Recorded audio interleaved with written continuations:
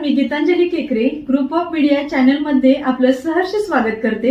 पाहूयात आजची एक महत्त्वाची बातमी। मुंबई छत्रपती शिवाजी महाराज टर्मिनल्स मेट्रो स्थानक येथे नव्याने उभारण्यात आलेल्या श्री वारणा सहकारी दूध उत्पादक प्रक्रिया संघ लिमिटेडच्या दूध व दुग्धजन्य पदार्थ विक्री केंद्राचे उद्घाटन महाराष्ट्र राज्याचे मुख्यमंत्री देवेंद्र फडणवीस यांच्या शुभ हस्ते व आमदार डॉक्टर विनय कोरे सावकर यांच्या उपस्थितीत पार पडले।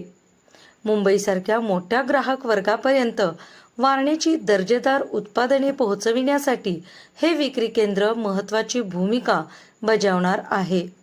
मेट्रो स्थानकावर सुरू झालेला वारणा स्टॉल हा केवळ व्यावसायिक उपक्रम नसून कोल्हापूर जिल्ह्यातील शेतकऱ्यांच्या स्वाभिमानाचे प्रतीक असल्याचे सांगत मुख्यमंत्री देवेंद्र फडणवीस यांनी वारणा समूहाच्या या उपक्रमाचे कौतुक केले।